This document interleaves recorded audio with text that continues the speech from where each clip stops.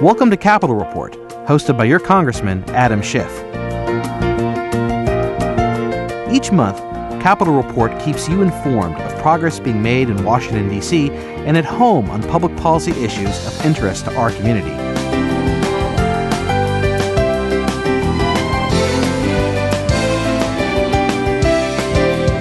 And now, here's the host of the show, your Congressman, Adam Schiff. Hello, I'm Congressman Adam Schiff, and welcome to another edition of Capitol Report. Today our guest is Jean-Louis Chameau, president of the California Institute of Technology, Caltech.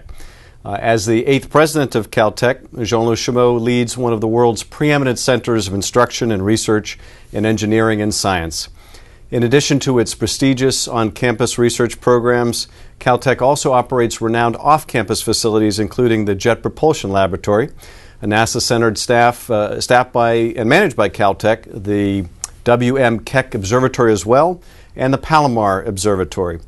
Before he assumed the presidency of Caltech on September 1st, 2006, President Chameau was the provost of Georgia Tech in Atlanta. He received his secondary and undergraduate education in France and his graduate education in civil engineering from Stanford University. President Chameau, welcome. It's a treat to have you here. It's a great pleasure and honor to be with you here. Thank you. So tell us a little bit about how you went from your birth and origins in France to become the president of Caltech. How does that happen? You have to be lucky and be at the right time, in the right place at the right time. You know, I came from a very small village in France, loved science, loved mathematics, and took a career in engineering. I studied engineering in France. I had the great opportunity to have a scholarship allowing me to go to Stanford for a master's degree in civil engineering. It was supposed to be for 1 year, and 1 year became two became more years, and I received a PhD, and then I decided to stay in this country. I found the way we do research and science to be extremely exciting and great opportunities, and I spend most of my career now in academia and in industry as well, but in academia. And I was at Georgia Tech for a number of years, and as a dean of engineering, and then as a provost. And one day Caltech contacted me, and one discussion led to another, and here I am. Yeah. That's fantastic. What was your PhD in? Civil engineering, but in fact with a specialty in earthquake engineering, which is very appropriate for California. I did quite a bit of work related to geophysics, seismology, and in fact I had no idea I would be doing work in that field. I fell in love with earthquakes after I went to Stanford to the Bay Area in 1976. Yeah. And now, did that put you in the Terman Engineering building for any period of time? Was that there when you were? I was, in fact, I was among the group of students and faculty who moved into Terman Engineering when it was built. If I remember well, it was 1977 or 78, and we moved into the Terman Engineering building. Yeah. Well, I was there just a few years after you, and used to go over to the Terman Engineering building to study, not because I was an engineering student, but because it was the most it was the quietest, most desolate place on campus at night. You could study and find a desk in one of those long corridors that ring the building, and no one would disturb you or find you. Engineers are very quiet and working hard, yes. Did you come from an engineering family? No, in fact, my parents did not finish high school. My father worked in a small construction firm, and he was a person who worked with his hands and did fairly well later in his life. But I was the first person of my family to go to college. So that's remarkable. Yeah, and I was raised in a very small village of 300 people. Wow. And believe me, in that small village, at the dining table, we didn't talk about Stanford, about Caltech and JPL or places like that. So. Do you go back to that small town at all? From time to time. My mother still lives there, so I go there from time to time. Yeah. And what's the name of the town? Oh, it's Gomerville, a very small town. It's next to Le Havre, which is a big harbor on the west coast of France. Yeah. Wow, that's incredible. And what was your when did you first set foot in Caltech? Had you been there before you were invited to come back for the interview? No, in fact, by one exception. I came to Caltech in 1978 as a graduate student to a conference, and I don't remember much of the Caltech at that time. I gave my lecture and then I left, and I never came back until 4 years ago when the faculty and the trustees invited me, and as I said, we had a number of discussions, and at some stage they asked me to become the president. So. I remember the first time I set foot on the campus was in 1996. I had just been elected to the state senate, and I was being shown around the campus by Hall, and he was telling me that the 2/3 of the entering class at Caltech scored a perfect 800 on the math portion of their SATs. And I said, well, my heart goes out to the other third. And he said, well, don't feel so badly for them. They were in the high 700s. It's a remarkable, must be intimidating group of students. It is. Students and faculty, you know, we have amazing students, and you have also all those faculty who are Nobel Prize winners or members of the Academy of Sciences, of Engineering. It's a very high energy, high intensity place. But I think that, as you said, the most impressive are those young people who are extremely gifted and have a strong interest in science and want to do great things. Okay, and this is, you know, we have had very well-known faculty like Linus Pauling or Richard Feynman, and every year we have a new freshman class, and there are young people who come to Caltech with the idea of being the next Richard Feynman, and I think this is fantastic. You know, I had the chance to buy at the bookstore a few years ago Richard Feynman's lectures on CD, which are remastered and very sharp, and they're wonderful. Wonderful. I think it's an introductory physics course, but you feel like you're sitting in that Caltech classroom. You can hear so well. Quite a treat. Tell me a little bit about the Board of Trustees of Caltech. I've never been in a group where I felt like such an academic underachiever.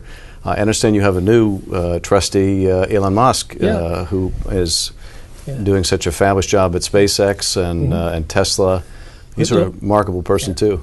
Caltech is blessed by great trustees, and some are alumni of Caltech, some are not, and there are people who have been and are outstanding in a corporate world as well as in public service for many of them, or very good, have been leading foundations and so on. And we really are blessed with outstanding people.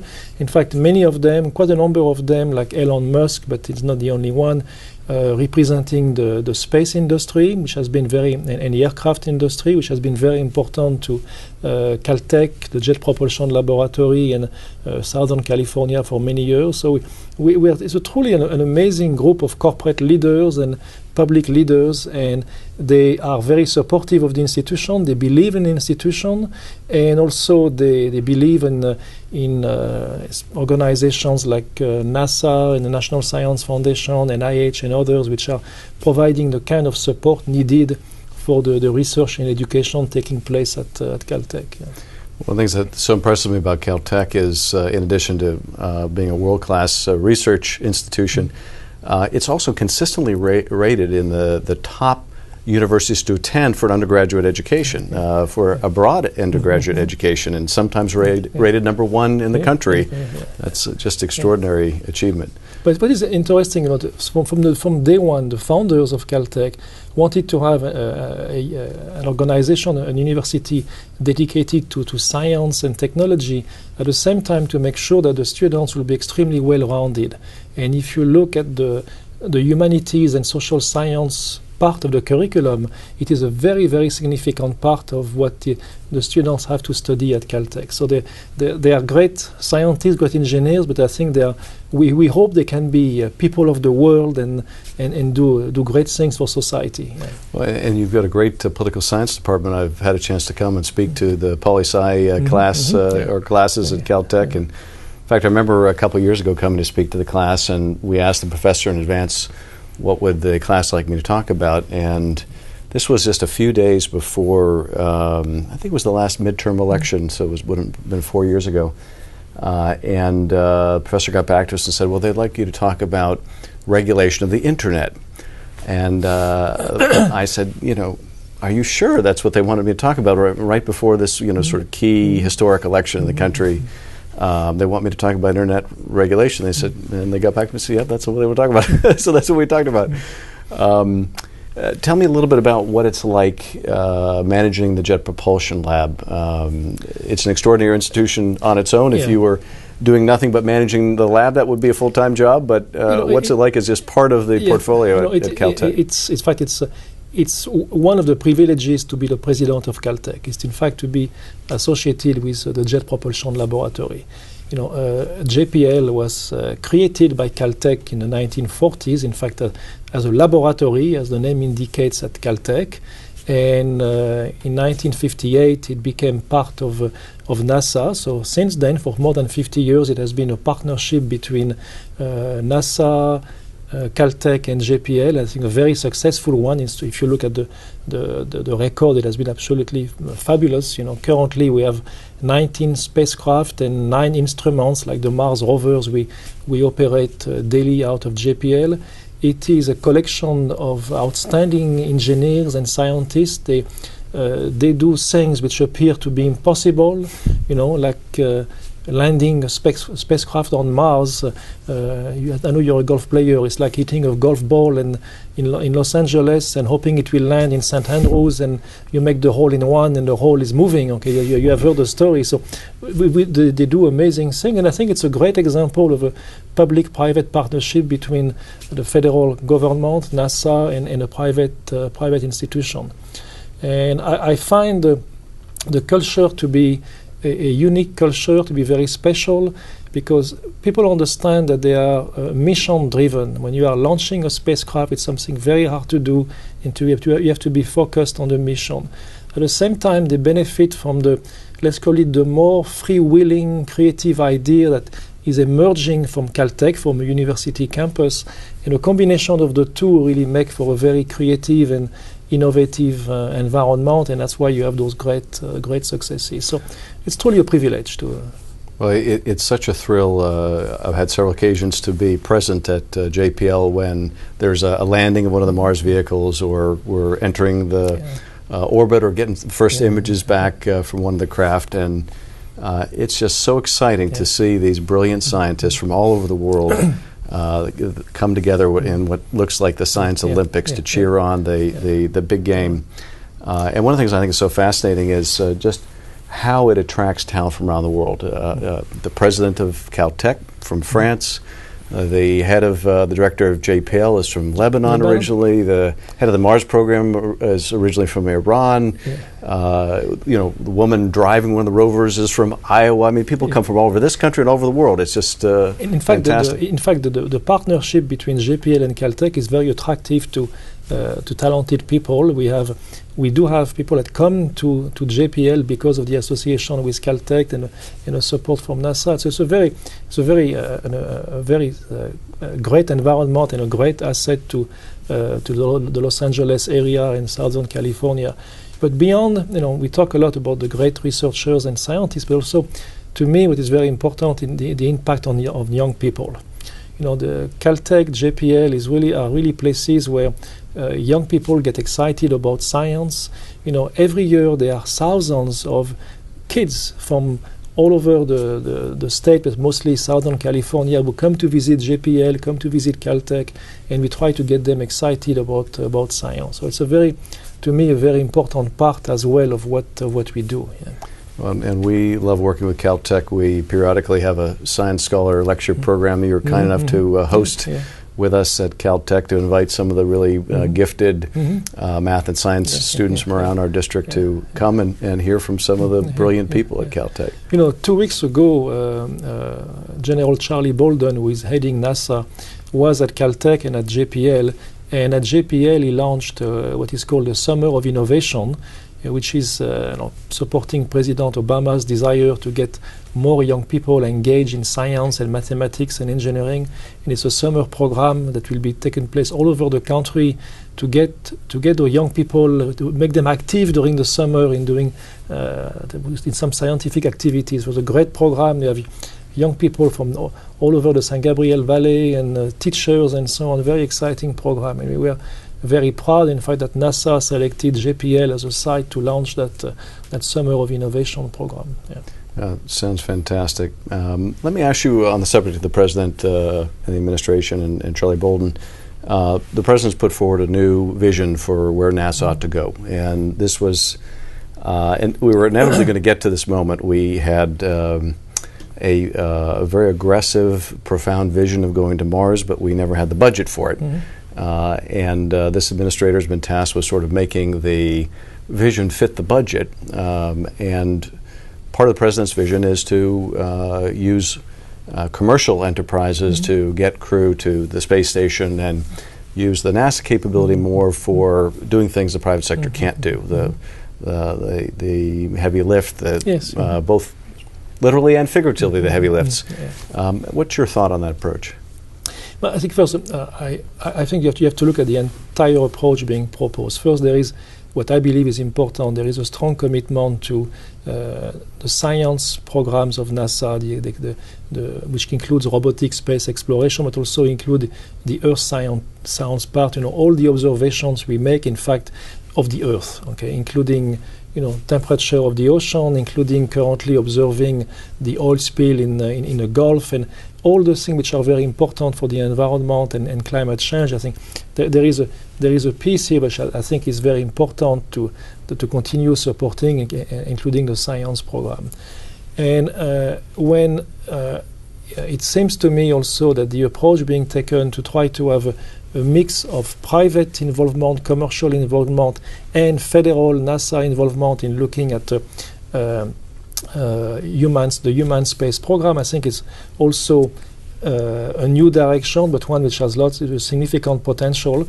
I think for what we call low orbit type exploration, which like going to the International Space Station, I think there is high potential for the commercial sector to be able to do that, and SpaceX, based in Los Angeles, is one of the key players, and I believe as is proving right now they can achieve that. At the same time, the kind of investment you need in a kind of long-term undertakings to go to further destinations like Mars or on asteroids, I think requires a significant involvement of the federal government, and it has to be sustained over many years. It will not happen in a short time. And what I find also very compelling in the program is there is the trying to energize what's called the technology side of NASA. If we want to go to much farther than the moon or much farther than the International Space Station, we are going to need new technologies for propulsion, for communications, for protecting any human that would be sent on those spacecraft and so on from different kind of cosmic rays and so on. So there are many things that we need to do at technology level that requires significant investment over the long term, and I think it's a good direction. And if you look back at the history of NASA, there was a strong investment in technology in the 60s and 70s, which obviously benefited the mission, and at the time the mission was simple, to go to the moon. But at the same time it benefited the country as a whole because of all the other applications that the technologies being developed for by NASA were being applied to other parts of the industry and the commercial sector. One of the new technology frontiers has been the development of the Mars Science Laboratory, MSL, which is a kind of a quantum step beyond the other Mars rovers, which were quite a phenomenal breakthrough. How's that coming? I know that's been a very difficult challenge. From what I understand, we're kind of back on track, and yes, things are progressing well. It's a very challenging project. We're basically sending something of the size of a small car to Mars. So this is quite challenging. Also, very complex instrumentation is going to be placed on that rover. But we are back on track. I think the launch is expecting now in the fall of 2011, and looking about October, November of that year. And as of now, all signs are positive. We have resolved many of the difficult technical issues. It always remains there is all work which remains until the last minute, the last second when you are launching. There are always things you have to do, but I believe it's very well on track and would be landing on Mars about 8 months later. So exciting. Yeah. What advice would you have for young people, high school students, middle school students who are interested in one day going to Caltech? I think they should.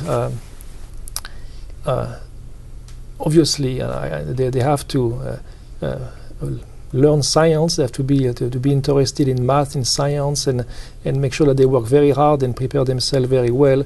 But at the same time, they should really make sure that it is a passion that they have. Okay, I think in life you don't succeed at anything unless you have a passion for it. And I know sometimes it's hard when you are young to decide what you will do with your life, but you make sure that when they go to their chemistry class or to their physics class, that they are really excited.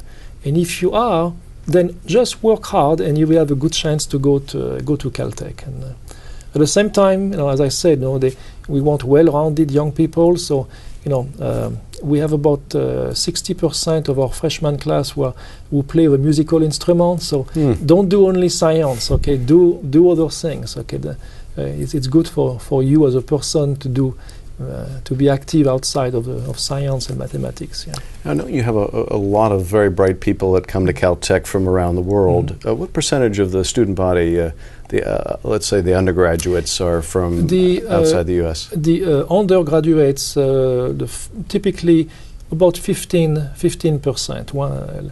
And I guess for the new freshman class, slightly less than that, maybe 13 or 14%. Yeah.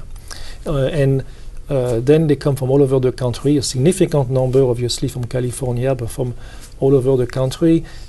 Something that we are very proud of at Caltech is that we do need blind admissions, which means we don't look at the financial needs of the students until they are admitted. So if you are qualified, if you are one of those great students with great ACT scores and really with a passion for science, and if you are admitted, then we will look at the financial aid, and we provide the level of financial aid you need to be able to come to Caltech. And we're very proud of that. Yes. So you would encourage students that are interested in Caltech then apply.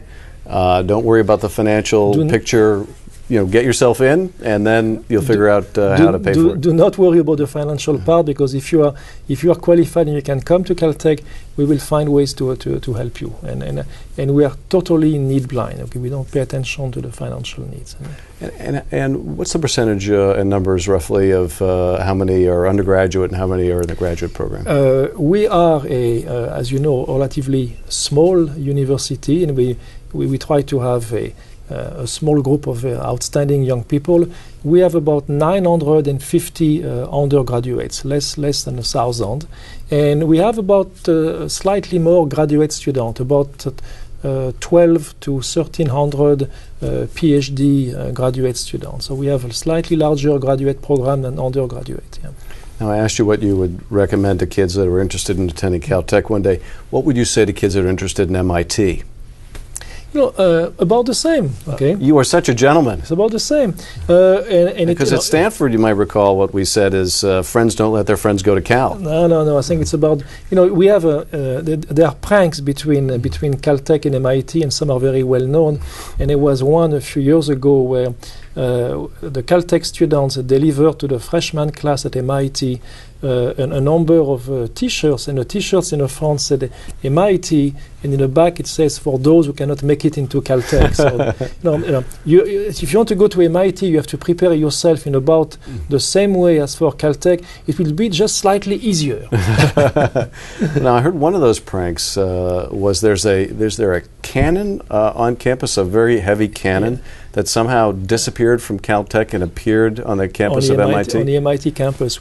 What's the history? What's a cannon doing on Caltech? In fact, our students live in residential units called houses, and they are not fraternities or sororities. They're houses, and they take their meals together. And one house is Fleming House, and it has a it owns a cannon, and in fact the cannon, I believe, there is a long history, but it was used during the American-Cuban War. In some way ended up, I think, at another university in California, maybe, in fact, Claremont or Harvey Mudd, and ended up, I'm not sure of that, but historically, at some stage appeared at Caltech, and it is now the Fleming cannon. And at the beginning of the year, the cannon is fired once or twice for a number of events. Also, just after graduation, we fired the cannon. And the MIT students a few years ago came at night, disassembled the cannon and put it on the truck and took it all the way back to MIT, and we had to go and retrieve it. So that's incredible. Yeah. That's incredible. Well, I've read about the Rubik's Cube competition. Is it true that students can see the cube all mixed up, be blindfolded, and solve it blindfolded in about 13 seconds? Yeah, we have every year we have a number of our students. But we have a Rubik's Cube and a great contest for some of the best in the world, and they can do it in a few seconds. But let me tell you an even better story. Last year we had a young person who can look at a cube, take it in his left hand, and start solving it.